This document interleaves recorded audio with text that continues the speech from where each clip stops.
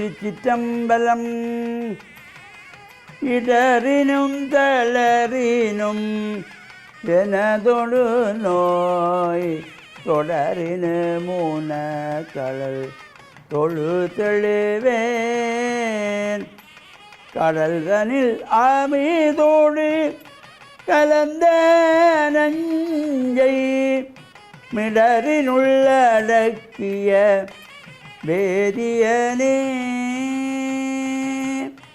இதுவோ எமையாளுமாறு ஈவதொன்றமர்க்கில்லையே, அதுவோ உனதின் அருள் ஆவடு துறை அரணே. ஓம் நமச்சிவாய. மேன்மைகள் சைவ நீதி விளங்குக உலகமெல்லாம். நோயற்ற வாழ்வே குறைவற்ற செல்வம். அந்த நோய் நொடிகள் இல்லாத வாழ்வுகின்ற உலக மக்கள் எல்லோரும் வாழ வேண்டும் என்று கலியுகத்தின் காந்தமலை ஜோதியாகிய சபரிமலை சுவாமி ஐயப்பனுடைய திருவடிகளை சிறந்தாழ்த்தி, கலியுகத்தின் தெய்வமாகிய அலங்கார கந்தன் நல்லூர் கந்தனுடைய பேரருள் உலகெங்கும் வாழுகின்ற அனைத்து மக்களுக்கும் கிடைக்க வேண்டும் என்று நல்லூரானுடைய திருவடிகளையும் சிறந்தாழ்த்தி, டான் தமிழொலி ஓம் தொலைக்காட்சி நேயர்கள் அனைவருக்கும் சர்வதேச இந்து மத குருபீடம் அகில இலங்கை சபரிமலை ஸ்ரீ சாஸ்தா பீடத்தின் சார்பில் இனிய வணக்கங்களும் நல்லாசிகளும். என்றும் மங்களகரமான குரோதி வருஷம் ஆவணி மாதம் முதலாம் நாள். இன்று ஆவணி மாத பிறப்பு 17/8/2024 சனிக்கிழமை.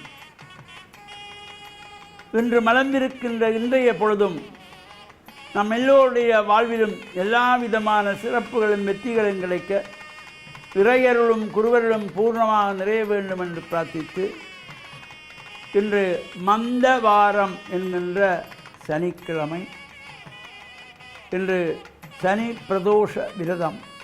இந்த மாதங்கள் தோறும் அனுஷ்டிக்கின்ற விரதம் வளர்புரை தேய்புரையிலே வருகின்ற இந்த பிரதோஷ விரதம் இன்று சனிக்கிழமையிலே பிரதோஷ விரதமாக அமைந்திருக்கின்றது.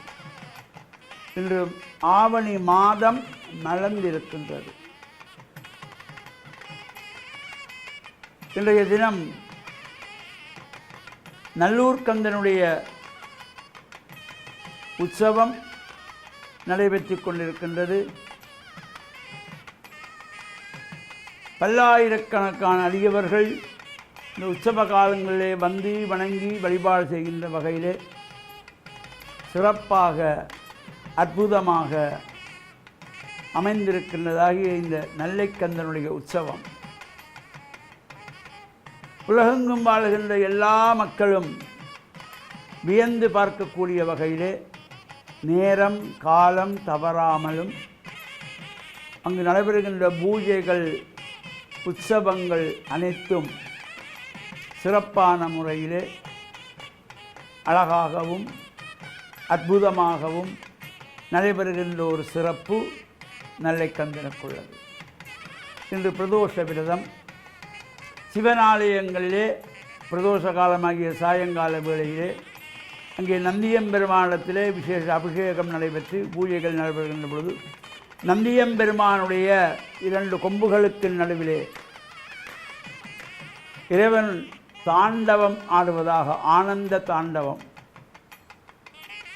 அந்த பிரார்த்தனைகளில் ஈடுபட்டு அங்கு அன்றைய தினத்திலே சோமசூத்திர பிரதட்சணம் என்கின்ற வகையிலே நந்தியம்பெருமானிடத்திலே நமஸ்காரம் செய்து ஆரம்பித்து கோமுகை வரையிலே சென்று மீண்டும் நந்தியம்பெருமானிடத்தில் வந்து இவ்வாறு 3 தரம் இந்த சோமசூத்திர பிரதட்சணத்தோடு கூடிய விரத அனுஷ்டானம்.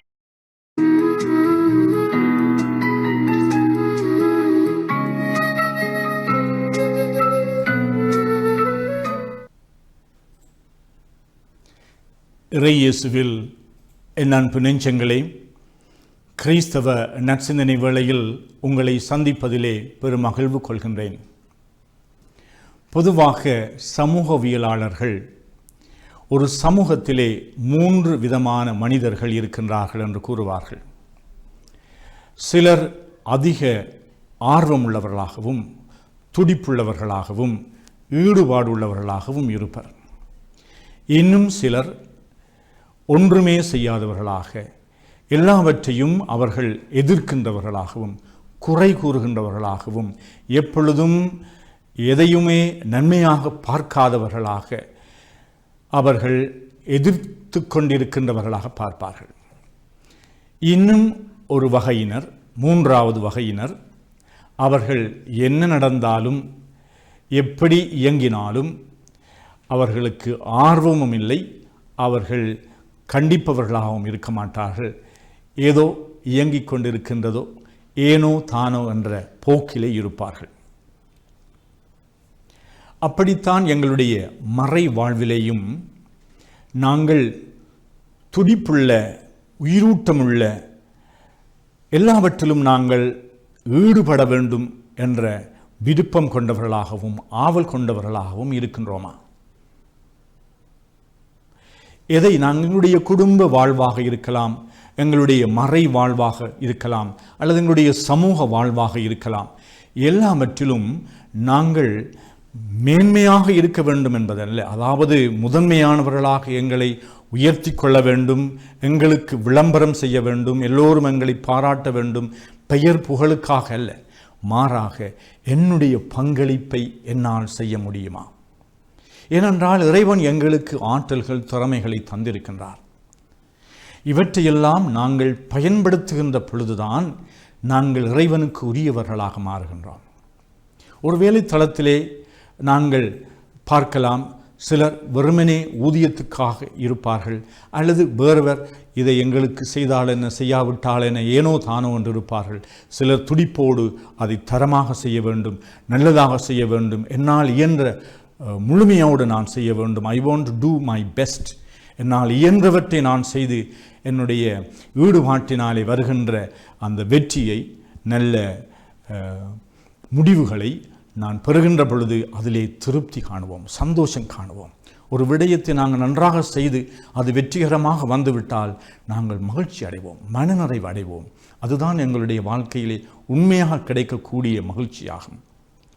இவ்வாறு எங்களுடைய மறை வாழ்விலும் நாங்கள் ஏனோ தானோ என்று இருக்காமல், அல்லது நாங்கள் எப்பொழுதுமே குறை கண்டுபிடித்து அவற்றை பற்றி குறைவாக பேசுகின்றவர்களாக இருக்காமல், ஈடுபாடோடு நான் என்னுடைய பங்களிப்பை செய்ய வேண்டும், நான் என்னுடைய ஆற்றல்கள், திறமைகளை பயன்படுத்த வேண்டும், நான் அடுத்தவர்கள் என்ற அந்த மனநிலையோடு பணி செய்ய வேண்டும், முன்னேற்றத்துக்காக உழைக்க வேண்டும், சமூகத்திற்காக பாடுபட வேண்டும், என்னுடைய குடும்பத்தினுடைய அங்கத்தவர்களுடைய வளர்ச்சிக்காக பாடுபட வேண்டும் என்ற அந்த தியாக மனத்தோடு ஈடுபாடு கொண்டவர்களாக என்னால் இயன்றதை நான் செய்ய போகின்றேன், ஒவ்வொரு நிமிடமும் என்னுடைய பங்களிப்பை கொடுக்கப் போகின்றேன் என்ற அந்த தாராள மனதோடு நாங்கள் செயல்படுகின்ற பொழுது எங்களுடைய உள்ளத்திலே தானாகவே மன நிறைவும் சந்தோஷமும் வெற்றி உணர்வுகளும் எங்களுக்கு கிடைக்கும். அந்த அமைதியையும் வெற்றி உணர்வுகளையும் அந்த அமைதியையும் எங்களுடைய வாழ்க்கையினுடைய நிறைவையும் நாங்கள் அனுபவிப்பதற்கு எங்களை நாங்கள் முழுமையாக அர்ப்பணம் செய்து துடிப்புள்ள, உயிரூட்டமுள்ள கிறிஸ்தவர்களாக நாங்கள் வாழ்வோமாக. ஆமென்.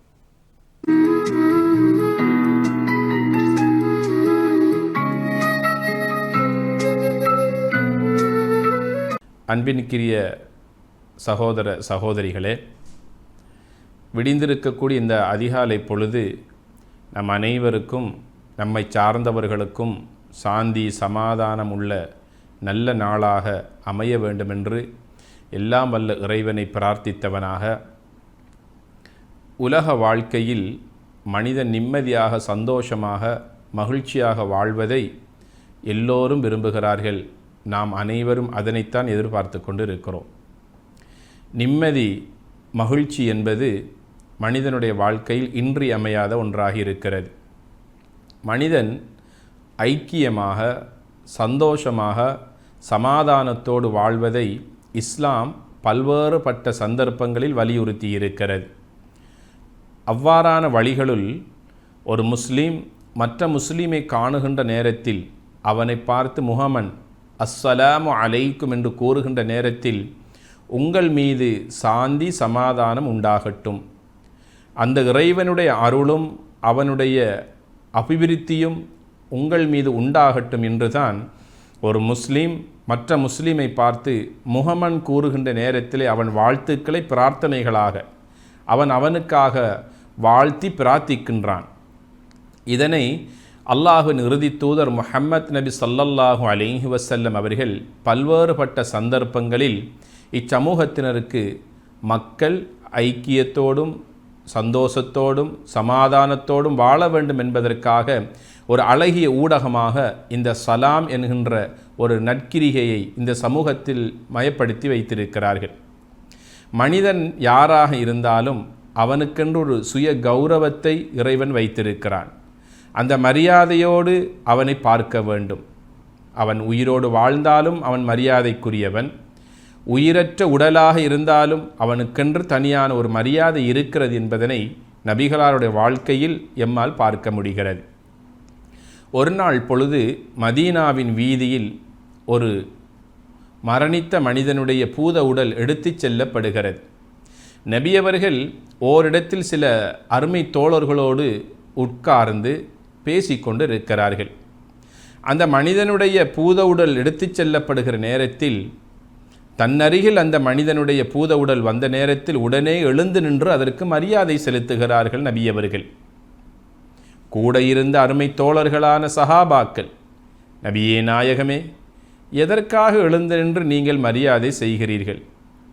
அதுவோ மாற்று மதத்தை சார்ந்த ஒருவருடைய பூத உடல், அதற்கு நீங்கள் மரியாதை செய்ய வேண்டுமா என்று சொன்னபோது அல்லாஹ்வின் இறுதி தூதர் முஹம்மத் நபி ஸல்லல்லாஹு அலைஹி வஸல்லம் அவர்கள் சொன்ன வார்த்தை, அது ஒரு மனிதனுடைய உடல் அல்லவா, அதுவும் ஒரு மனிதன் தானே என்று நபி ஸல்லல்லாஹு அலைஹி வஸல்லம் அவர்கள் உயிரற்ற உடலுக்கே எழுந்து நின்று மரியாதை செய்த வரலாற்றை இஸ்லாத்திலே பார்க்க முடிகிறது. ஆக யாரும் உலகத்தில் மதிப்பெற்றவர்களாக இல்லை. எல்லோருக்கும் சுய மரியாதை இருக்கிறது. அவர்களுக்குரிய மரியாதையை நாம் கொடுக்க வேண்டும். சமாதானமாக வாழ்வதை இஸ்லாம் வலியுறுத்துகிறது. உங்களுக்கு மத்தியிலே பொறாமைப்பட்டு கொள்ளாதீர்கள். உங்களுக்கு மத்தியிலே நீங்கள் குரோதத்தை வளர்த்து கொள்ளாதீர்கள். ஒருவர் மற்றவருடைய முகத்தை பார்க்கிற நேரத்தில் முகத்தை திருப்பிக் கொள்ளாதீர்கள். ஏன்? நீங்கள் அனைவரும் இறைவனுடைய அடியார்களாக உலகத்திலே படைக்கப்பட்டிருக்கிறீர்கள் என நபிகள் நாயகம் ஸல்லல்லாஹு அலைஹி வஸல்லம் அவர்கள் கூறுகிறார்கள். எனவே இவ்வுலக வாழ்க்கை என்பது ஒரு குறுகிய கால வாழ்க்கை. மகிழ்ச்சியோடு வாழ வேண்டும். வாழ்க்கையை இறைவன் தந்திருப்பது வாழ்வதற்காக. அந்த வாழ்க்கையை நல்ல முறையில் அர்த்தபுஷ்டியாக நாம் வாழ்ந்து இந்த உலக வாழ்வை முடிப்போமையாக இருந்தால் நிச்சயமாக நம்மோடு இருக்கின்றவர்களே நிம்மதியாக வாழ்வார்கள். நாமும் சந்தோஷமாக வாழலாம். எல்லாம் வல்ல இறைவனின் அருளையும் அன்பையும் பெறுவோமாக. வஸ்ஸலாமு அலைக்கும் வரஹ்மத்துல்லாஹி வபரகாத்துஹு.